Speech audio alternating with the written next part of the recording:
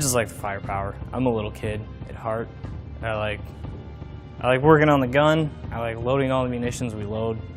When we go TDY anywhere, like to Davis-Monthan or anything like that, we load everything we can get our hands on. And it's entertaining. It's hard work, it keeps me busy, but it's fun. Always a welcome sight to U.S. and Allied forces on the ground. This is the A-10 Thunderbolt II, better known to its legions of fans as the Warthog. While it can be equipped with a wide variety of today's most sophisticated weaponry, the Warthog is, and always will be, known for one rather distinct feature. This is the gun. Officially known as the GAU-8 Avenger, the gun is the primary weapon system upon which the entire airframe of the A-10 was built. It is essentially a flying cannon providing 30 millimeters worth of American air power. So this is obviously the business end of the 30 millimeter. Here are the rounds right here, so this is the casing for the round. And these are actually, they stay within the gun, because if you were to spit these out, like a lot of times other guns will, so much ballast and the center of gravity of the aircraft will come off so much that you have to keep it in. A normal combat burst is what we call it, is a 2-second squeeze. So with the gun spinning out, that's around 112 rounds for 2 seconds.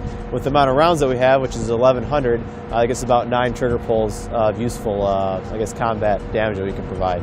The gun is by far the Hogpod's favorite thing to do. The gun is the most flexible weapon we have, most of the time most effective, but then we also at the same time too can carry a pretty incredible assortment of different weapons between the Maverick missiles, precision guided munitions, rockets, illumination stuff we can use at night, and all different sorts of stuff they're constantly building upon on the Hog. But the gun is still the most I guess, effective, flexible weapon we have.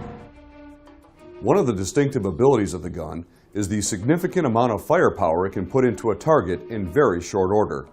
The GAU-8 is a complex piece of heavy metal consisting of 7 rotating barrels, each 7.5 feet long and weighing 70 pounds apiece, with the total gun assembly, including the feed system and loaded ammo drum, weighing over 4,000 pounds. Airmen working in the aircraft armament systems field are responsible for keeping the weapon system inspected, maintained, and capable of spitting out up to 70 rounds per second. The GAU-8 system holds 1,150 rounds. It fires approximately 3,900 rounds a minute. The first second of fire fires approximately 50 rounds a second, and then from there it accelerates up to 70 rounds a second.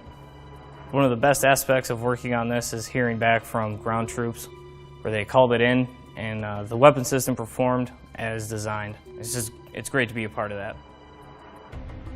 This is the ammunition loading adapter that we use on the 30 millimeter gun on the A-10 Thunderbolt II. It's commonly referred to as the ALA or the Dragon. The ALA is powered by the aircraft's hydraulic power through a flex drive. It attaches to the aircraft with the load head, and we have a CIU that attaches to the ammo can that's delivered by ammo. We normally load 575 rounds per can, which adds up to 1,150 for the aircraft. And what it does at the same time, we can upload bullets and download bullets, and this times directly to the gun system. One of the training advantages available to A-10s and other aircraft in the Great Lakes region is the proximity of the Grayling Air Gunnery Range in northern Michigan. A-10 pilots from the 107th Fighter Squadron at Selfridge Air National Guard Base are just a 30-minute flight to the range at Grayling, where pilots face realistic and dynamic training scenarios. There, pilots are able to train with joint terminal attack controllers, placing bombs and bullets right on target. It's an awesome target set that we can go up there and play on. They're constantly changing it around as to what their customers' needs are. It prepares you very well, because you can go up there, practice it, kind of training around it, and really when you start to fly over in Afghanistan, start to do the stuff that you're practicing training for up there, you're like, oh yeah, I remember doing this up at Grayling a lot of times. For Warthog pilots, maintainers, and their fellow airmen, ensuring this firepower is available when and where needed is at the core of their duty to their state and nation.